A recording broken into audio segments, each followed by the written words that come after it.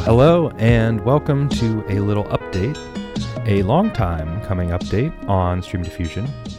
There's a good amount of things to kind of talk about and share. I'm going to keep this video pretty brief, but expect some more details and expanding versions coming soon. I am releasing version 0.2.99, which has a couple fixes. Specifically with the 50,000 series cards. Not everything is fully supported, but that will be coming soon.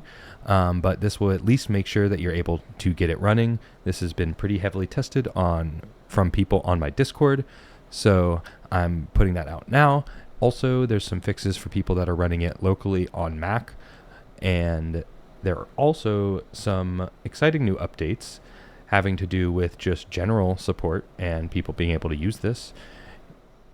And one of those that might even be exciting for people that can use it on their GPU is the idea of not running it on your GPU, maybe offloading it to a cloud backend.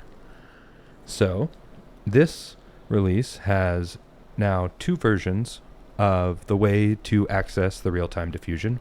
You can run it locally on your GPU, or you can use Daydream, which is a hosted GPU service that I've built into the operator.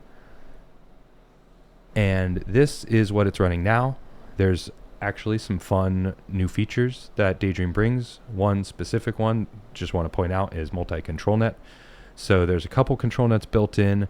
All of the control nets actually come in through this first port for Daydream, so a bit different, but it just takes one video screen, and then you can control multiple or add as many as you want from this list.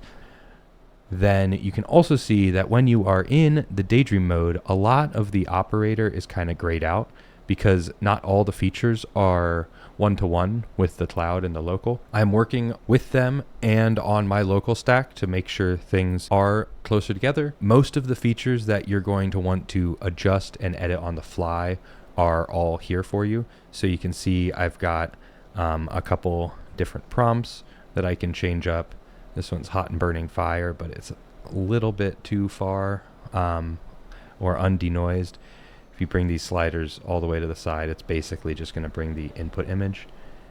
And then also, you do have the ability to change the step schedule if you wanted to adjust and just see what one step looks like versus maybe three. This is quite nice for on-the-fly adjustment. And let's just bring it back to 2. I kind of had it at a place I liked. And we're getting a pretty decent speed back from the GPU that we have access to.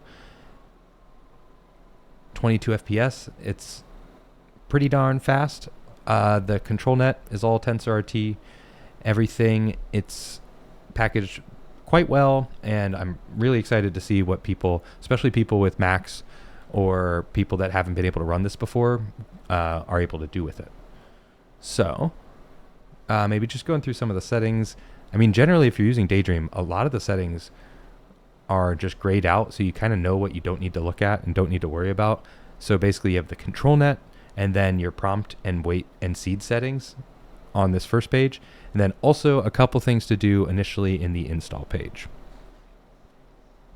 So I'll have a little linked install guide here, and you can click that, but I'm just going to go through that kind of information now. Before I do that, let me... There's a little website I made for just picking these icons really quick. And let's go like a...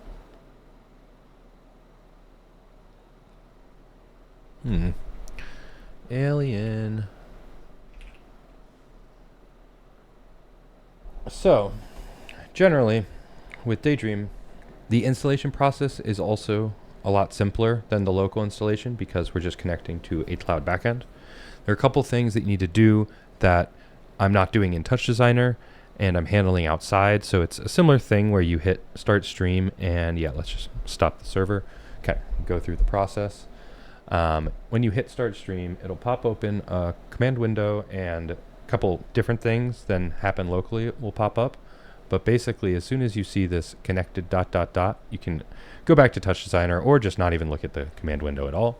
and we'll get this connecting to Daydream, and then you'll be connected. At first, might say 0.0 FPS that you caught there, but then it'll start reporting the actual status from the Daydream API. So when you don't have this installed, your operator will look like this. And it's going to give you this little folder, and you're going to go to the install page and hit install Daydream backend. This is going to tell you to choose where to install the backend, and you're going to select a folder. And once you're inside this, you can hit select folder, and Touch Designer might pause for a second. That's a good sign. A prerequisite that you will need is Python and FFmpeg. I will have links and a guide for how to install those in the description for this. But then you pretty much just want to go step by step with this one pulse, and it should guide you through it. So you're going to want to hit install here, and installation started.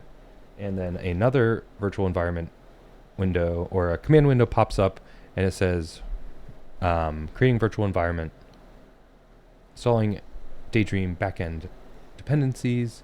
And then this should run fairly quick because you're only installing Python OSC. Mac has another one for the video, and then a couple other things which you can see here. And then at the end, you can say you can now use the Daydream Cloud backend. Press any key to continue.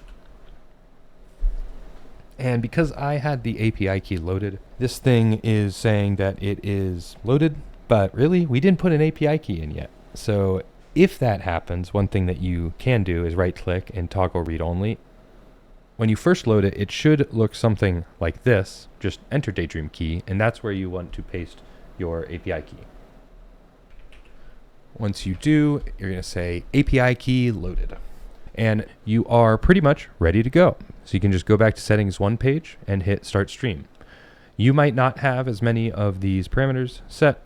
I just kind of want to keep my alien green, alien green face of smoky wonder. Wonderful. So hit start stream on that, and we will get the same stuff that we saw before, but in the new installation folder. And the installation folder creates a virtual environment, so all of the actual Python libraries and stuff that it downloads are completely isolated from your local Python environment, so this shouldn't mess up any other things that you have running on your computer. And that's pretty much it.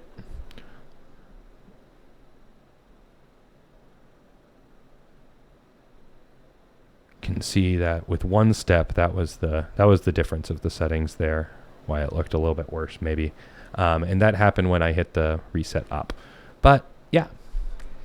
And then another thing to note is Daydream API, because it's cloud backend is a paid service. I'm not sure on the pricing that they're going to be rolling out, but from what I've heard, it sounds like it's going to be pretty accessible and definitely a solid thing for a lot of people to make some really cool artwork. And last but not least, I do have more updates coming for the local version. I'm not going to say too much about it, but pretty excited. And right now, the version that I've just released does have better local support for 5000 series.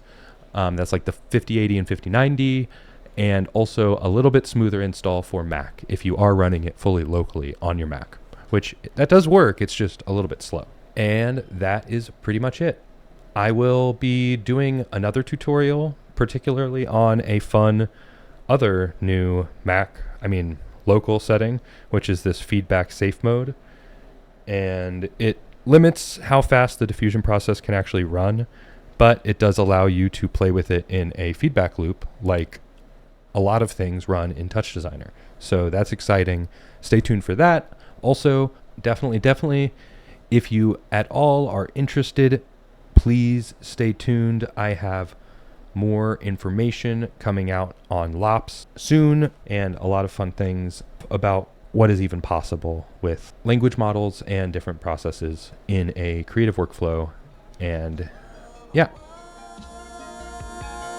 that is all. Let's get the it reset my nice fire and blasts of sparks and glass.